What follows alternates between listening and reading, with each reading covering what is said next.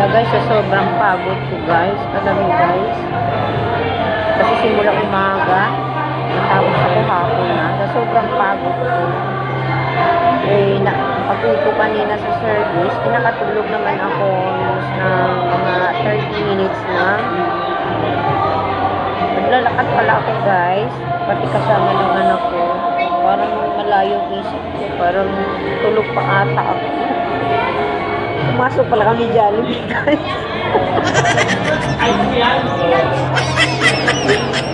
Ngayon guys, pumasok na kami Jollibee. Tapos na ako mag-order. Parang ngayon lang ako na nagising siguro nung tapos na kumain. Ayan ang mga anak ko. Totoo ba? Totoo ba to? Ako sasampal na yun. Totoo ba talaga? Tinatanong ko sa kanila, kala ko na nag-init lang ako. Kumain pala kami ng Jollibee. Nagulat ako. Na sobrang pagod pala guys. Nawawala ka sa isip. Nagulat ako guys. Sabi ko, wala, nandito pala tayo sa Jollibee. Nagulat ng mga anak ko. Tinanong ko sila, ano ka ba ma? Wala, totoo pala guys. Pag sobrang pagod, naglalakad pala ako parang tulog. Ano ba yun? Parang tulog. Diba? Diba, Che? Alam mo, panaginip lang ba? Totoo ba to? Puro tingin nga ako. Ayan guys, parang ako na naginip lang eh. Kasi sobrang siguro pagod guys. Hindi ko alam na pumasok pa lang kami Jollibee at nabili. Nasa 400 plus nag-gastos guys. Ano ba yan? Pero okay lang. Dito na, nagising na ako. Wala, nagising na ako sa katotohanan. Bye-bye na.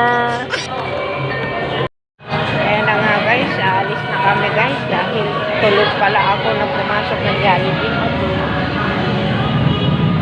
Tulog ako pumasok ng Jollibee. Ay, ang pahanap tinan.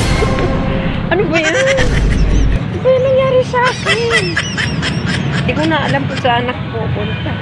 Kanina tinatanong ko pa guys kung saan nga kami. Kumain na kami sa Jollibee. Saan ba tayo? Tinatanong ko sa kanila. Kasi mama, ano ba nangyari sa'yo ma? Nagkatabi yung dalawa. Hindi ko alam. Parang lutang talaga ako pag sobra pala pagod guys. Ayan. Wala. Na-experience ko talaga ngayon guys. Ayan. Anak ko, buti na lang may kasama ko tulog ako.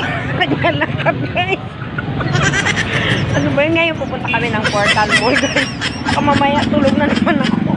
Mamaya nagastos ko. Sabihin ko na naman panaginip lang to. Ano ba yan? At eto na nga guys. Nasa mall na kami. Eto gising na talaga ako. Alam ko na dito na ako sa mall. Nararamdaman ko na kanina ko natulog. Grabe, no?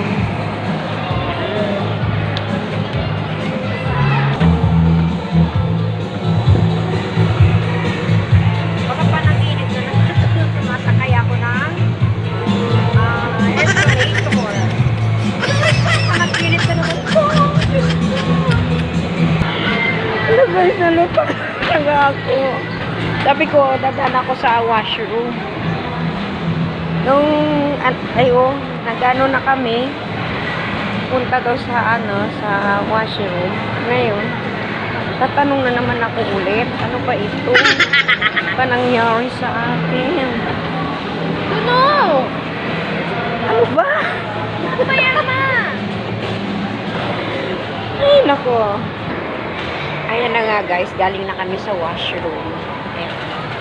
Eto, gising na talaga ako guys. Okay na ako.